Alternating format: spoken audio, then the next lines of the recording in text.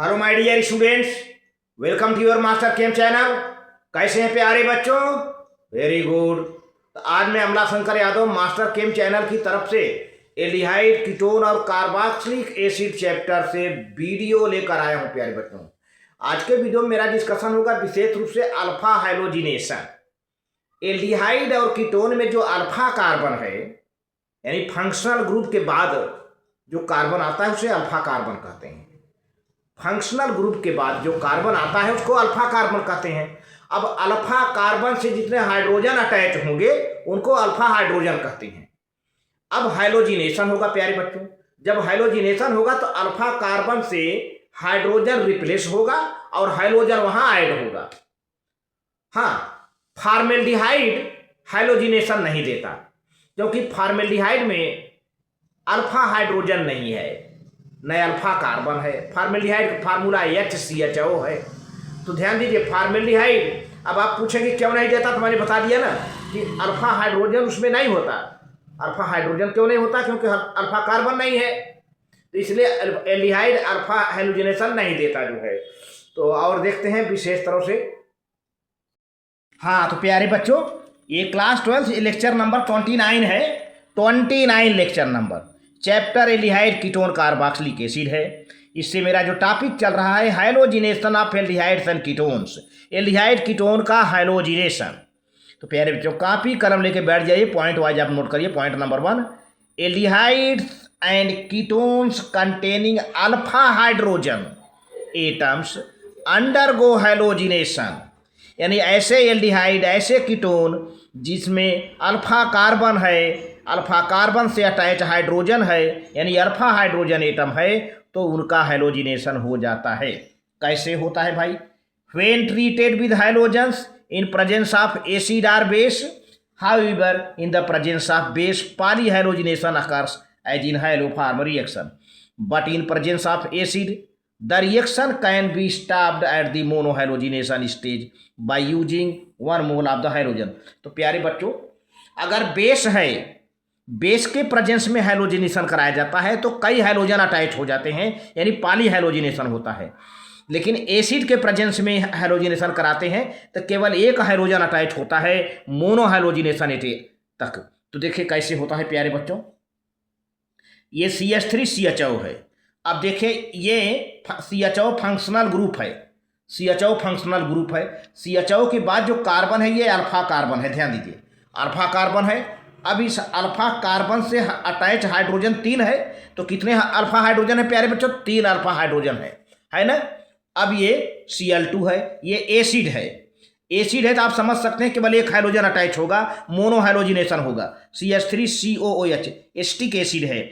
तो प्यारे बच्चों, यहाँ CH3 है ना, CH3 है तो एक H और एक Cl मिल जाएगा, बाहर निकल जाएगा HCl, और यहाँ पर CH2Cl हो जाएगा। देखिए CH2Cl हो गया CHO। तो अल्फा क्लोरो एसिटेल्डिहाइड क्या बन गया? अल्फा क्लोरो, चूंकि अल्फा कार्बन से अटैच हुआ है, अल्फा क्लोरो एसिटेल्डिहाइड बन गया प्यारे बच्चों। बहुत बढ़िया। अब इसी तरह से कीटोन ले लेते हैं, CH3COCH3। तो देखा जाए तो यहाँ पर दो अल्फा कार्बन है, ये यहाँ भी है, यहाँ भी है। तो हम किसी एक, क्योंकि मोनो हाइलोजिनेशन होना है। क्यों मोनो हाइलोजिनेशन होना है?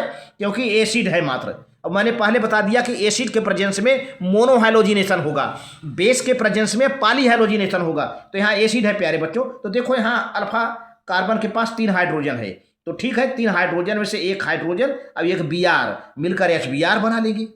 तो क्या बचेगा? CH2Br COCH3, यानी अल्फा ब्रोमो एसीटोन। ये एसीटोन है, डाइमेथिल कीटोन है, ये एसीटोन है। ठीक है प्यारे बच्चों। अच्छा, अब यहाँ पे कुछ बातें बता रहा हूँ मैं कि note, formaldehyde does not give this reaction, मतलब अल्फा हाइलोजिनेशन रिएक्शन नहीं देता, because it has no alpha hydrogen. Formaldehyde में अल्फा हाइड्रोजन नहीं होता है। अगर आपसे पूछा जाए कि फॉर्मेल्डिहाइड क्यों अल्फा हाइड्रोजन नहीं देता है, क्योंकि फॉर्मेल्डिहाइड में अल्फा हाइड्रोजन नहीं होता है, ना अल्फा कार्बन होता है। अच्छा, एक चीज़ और है, यहाँ पर कुछ पॉइंट हमने लिख रहा है। Excess of halogen, excess of halogen यानी हाइलोजन की अधिकता में di tri halogen derivatives are formed. ज़्यादा हाइलोजन होता है तो 2 हाइलोजन 3 हाइलोजन जो है जुड़ जाते हैं, डेरिवेटिव बन जाते हैं, डाई ट्राई जो है। इसको आप नोट कर लो प्यारे बच्चों। आगे प्रोसीड करता हूं। बहुत बढ़िया रिएक्शन है अल्फा हाइड्रोजिनेशन, आप नोट कर लें। बहुत बढ़िया, वेरी गुड। ठीक है, अब देखिए प्यारे बच्चों, यहां पर मैं सिर्फ एसिडिटी बताऊंगा, अभी एल्डाल कंडेंसेशन नहीं बताएंगे। एल्डाल कंडेंसेशन बहुत ही इंपॉर्टेंट है। एल्डाल कंडेंसेशन के लिए हमको कम से कम 3-4 वीडियो बनाने पड़ेंगे, लेकिन आज के वीडियो में एल्डाल कंडेंसेशन नहीं बात करूंगा, एल्डाल कंडेंसेशन के टाइप बता दूंगा। लेकिन पहले acidity of alpha hydrogen, aldehyde ketone में अल्फा हाइड्रोजन होता है तो उसमें एसिडिटी होती है। अगर एल्डिहाइड कीटोन की एसिडिटी है तो उसका रीजन क्या है प्यारे बच्चों? Alpha hydrogen.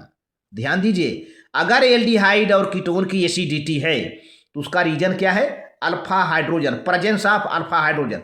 देखिए, besides nucleophilic addition to the carbonyl group, another important characteristics of carbonyl compound is the acidity of hydrogen atoms present on the carbon atom next to the carbonyl group।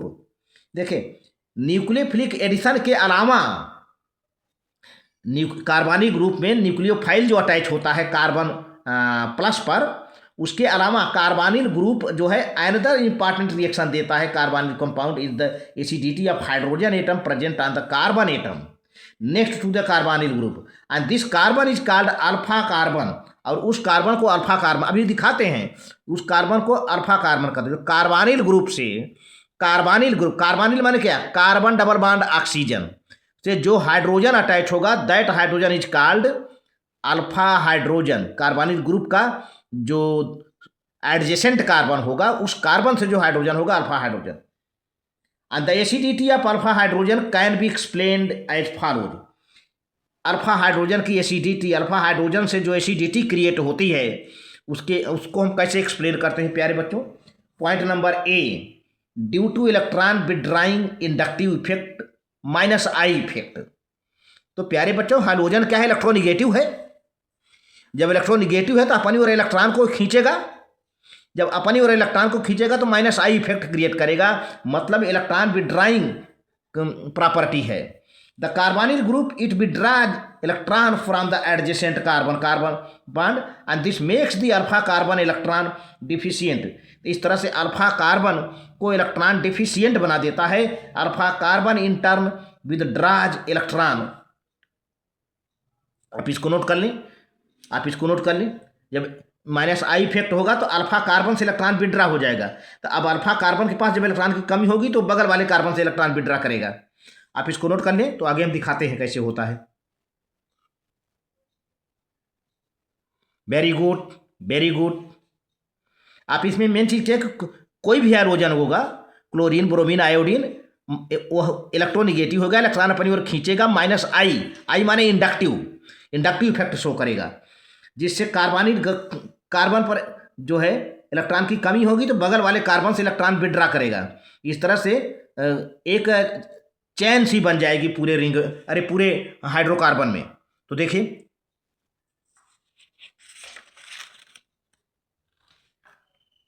Alpha C alpha H, carbon alpha hydrogen bond है ना। As a result the electron density in carbon alpha hydrogen bond decreases. भाई carbon alpha carbon से electron खींच लिया जाएगा। जब electron को खींच लिया जाएगा अल्फा कार्बन से, तो इलेक्ट्रॉन की डेंसिटी वहाँ क्या हो जाएगी? डिक्रीज कर जाएगी, कम हो जाएगी। In other words the alpha hydrogens are quite weakly held. जब इलेक्ट्रॉन की डेंसिटी कम हो जाएगी प्यारे बच्चों इन दोनों के बीच में, तो ये बॉन्ड तो आराम से टूट जाएगा। भाई, इस कार्बन से इलेक्ट्रॉन को खींच लिया गया, हाइड्रोजन ने खींच लिया, तो यहाँ का इलेक्ट्रॉन डेंसिटी दोनों के बीच में कम हो जाएगी। अब ये बॉन्ड वीक हो जाएगा और टूट जाएगा। तो quite weakly held and hence can be easily abstract, और टूट जाता है by the strong base giving enolate ion. Enolate क्या होता है प्यारे बच्चों? इनोलेट एनायंस होता है। इनोलेट का मतलब समझिए, ये वर्ड बड़ा ही बच्चों के लिए प्रॉब्लम क्रिएट करता है। इनोलेट, देखिए, इन माने डबल बॉन्ड, ओलेट माने अल्कोहल, अल्कोहलेट। इन माने डबल बॉन्ड, ओलेट माने अल्कोहलेट, यानी डबल बॉन्ड भी रहेगा, अल्कोहलेट होगा। Anions which are stabilised by resonance as given below. अब देखिए यहाँ पर प्यारे बच्चों ये कार्बोनिल ग्रुप है, ये कार्बोनिल ग्रुप है, कार्बन ऑक्सीजन डबल बॉन्ड है ना। बाकी कोई एटम लगा होगा, बैलेंसी कार्बन की पूरी है, उसके लिए आप चिंता मत करें, आप एच लगा दें, CH3 लगा दें, कुछ भी लगा दें, लेकिन कार्बन की बैलेंसी है। अब ये कार्बन अल्फा कार्बन है, ध्यान दीजिए, ये तो कार्बोनिल ग्रुप है। कार्बोनिल ग्रुप के जस्ट साइड वाला, बगल वाला एडजेसेंट कार्बन अल्फा कार्बन है, और अल्फा कार्बन से जुड़ा क्या है, अल्फा हाइड्रोजन है। ठीक है, अब होगा क्या कि ये जो हाइड्रोजन है, ये जो न्यूक्लियोफाइल नहीं है, ये न्यूक्लियोफाइल, अब यहाँ से क्या होगा, ये इलेक्ट्रॉन, ये अपना इलेक्ट्रॉन हाइड्रोजन को दे करके, ये OH माइनस है, OH माइनस हाइड्रोजन को दे करके, और ये बना लेगा क्या, वाटर बना लेगा। जब वाटर बना लेगा तो यहाँ का कार्बन का इलेक्ट्रॉन यहीं रह जाएगा, क्योंकि हाइड्रोजन ये इलेक्ट्रॉन नहीं ले पाता, क्योंकि हाइड्रोजन को खुद हाइड्रॉक्सिल आयन इलेक्ट्रॉन दे रहा है, तो उसका काम चल गया। तो ये हाइड्रोजन और कार्बन के बीच में जो इलेक्ट्रॉन इन्वॉल्व थे वो यहीं रह गए। देखिए दोनों इलेक्ट्रॉन रह गया यहाँ पर, हाइड्रोजन को अलग से इलेक्ट्रॉन मिल जा रहा है हाइड्रॉक्सिल आयन से, ये वाटर बन गया। अच्छा, अब ये बन गया क्या, देखिए अब ये कार्बन पर 2 बांड है, ये 2 बांड है, 2 बांड दिख रहा है, इन 2 बांड को हमने ऐसे दिखा दिया है, ऐसे। और बाकी जो इलेक्ट्रॉन यहाँ का था कार्बन और हाइड्रोजन के बीच का जो इलेक्ट्रॉन, ये नीचे मैं दिखा दिया हूँ, एक कार्बोनिल ग्रुप है। अब यहाँ क्या चल रहा है, यहाँ क्या चल रहा है, ये जो कार्बन ऑक्सीजन डबल बॉन्ड है यहाँ पर देख रहे हैं ना, तो कार्बन, ये ऑक्सीजन क्या है प्यारे बच्चों, इलेक्ट्रोनिगेटिव है। जब इलेक्ट्रोनिगेटिव है तो यहाँ के इलेक्ट्रॉन को धीरे से अपनी ओर खींचेगा, चोरी करेगा, इलेक्ट्रॉन को अपनी ओर अट्रैक्ट करेगा। और जब इलेक्ट्रॉन को अट्रैक्ट करेगा तो इस कार्बन पर इलेक्ट्रॉन की कमी महसूस होगी, और जब कमी महसूस होगी तो अब ये इलेक्ट्रॉन इधर से चलेगा, तब ये इलेक्ट्रॉन इधर से भी चल देगा। देखना ये, तो यहाँ तो सिंगल बॉन्ड है, तो सिंगल बॉन्ड में कितने इलेक्ट्रॉन होते हैं, 2, तो फिर 2 इलेक्ट्रॉन आ गया, 2 2 4, तो अब इस कार्बन के बीच में क्या हो गया प्यारे बच्चों, डबल बॉन्ड हो गया। अब ये दोनों जो डबल बॉन्ड था 2, अब सिंगल बॉन्ड हो गया, क्योंकि 2 इलेक्ट्रॉन यहाँ आ गए, शिफ्ट हो गए। तो पहले से 2 2 4 था, 2 2 4 था, 2 इलेक्ट्रॉन और आ गए, 4, तो 2 2 4 2 6 हो गए, माइनस हो गया। तो इस तरह से रिजोनेंस स्टेबलाइज है, रिजोनेंस स्टेबलाइज है, ध्यान दीजिए, resonance stabilise of enolate ion, enolate ion है ये, इनोलेट आयन है ना, इन है, कार्बन कार्बन डबल बॉन्ड इन है ना, और olate ion carbon oxygen single bond पर माइनस, ओलेट है, ये क्या है, ओलेट है, ध्यान दीजिए ये ओलेट है। कार्बन कार्बन डबल बॉन्ड इन है, और carbon oxygen single bond minus charge OLED है, अल्कोहालेट है। ठीक है, तो इनोलेट आयन है, ये इनोलेट आयन है, ये इनोलेट आयन है। ठीक है, ये इनोलेट आयन है, इनोलेट आयन है प्यारे बच्चे, इनोलेट, ENOLATE, इनोलेट आयन है। तो अब इसको रिएक्शन में खूब देखने को मिलेगा आपको। तो दज, अब दूसरा क्या है, एसिडिटी शो करने का, thus the acidity of alpha hydrogen is partially due to the -I effect of carbonyl group, carbonyl group का -I इफेक्ट कर रहा है, क्योंकि ये जो ऑक्सीजन है अपनी ओर इलेक्ट्रॉन खींच रहा है प्यारे बच्चों, तो यहाँ पर ये क्या कर रहा है, -I इफेक्ट है, ऑक्सीजन, ऑक्सीजन -I इफेक्ट कर रहा है। तो due to partially due to -I effect of carbonyl group which weakens the alpha carbon hydrogen bond, तो अल्फा कार्बन और हाइड्रोजन बॉन्ड कमजोर हो जाता है, वीक हो जाता है, और हाइड्रोजन बॉन्ड टूट जाता है, और हाइड्रोजन हाइड्रॉक्सिल के साथ मिलकर के वाटर बना लेता है, यहाँ का इलेक्ट्रॉन यहीं रह जाता है ना। तो and partially due to the resonance stabilisation of the resulting enolate ion, enolate ion बन गया ये। आप इसको नोट कर लो प्यारे बच्चों, बहुत बढ़िया। तो ये 2 कारण है एसिडिटी के, -I इफेक्ट का, इनोलेट आयन का बनना, -I इफेक्ट का होना, ये एसिडिटी का रीजन है, एसिडिटी का कारण है प्यारे बच्चों, अल्फा हाइड्रोजन के वजह से ऐसा हो रहा है। तो आप देखिए आगे बढ़ते हैं, कार्बोनिल ग्रुप में -I इफेक्ट होना ये बहुत बड़ी बात है प्यारे बच्चों, कार्बोनिल ग्रुप का ऑक्सीजन -I इफेक्ट शो कर रहा है। ठीक है, आगे बढ़ते हैं।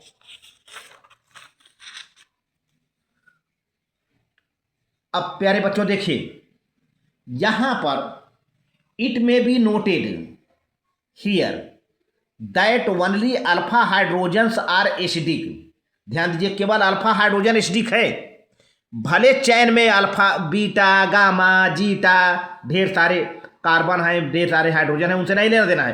केवल अगर किसी हाइड्रोकार्बन की एसिडिटी है तो due to presence of alpha hydrogen it may be noted that only alpha hydrogens are acidic, beta, gamma, zeta etcetera hydrogens are not acidic because the inductive effect decreases with distance and the resulting carbanions are not stabilized by resonance। क्योंकि जैसे जैसे दूर जाएंगे inductive effect minus I effect कम होता जाएगा प्यारे बच्चों।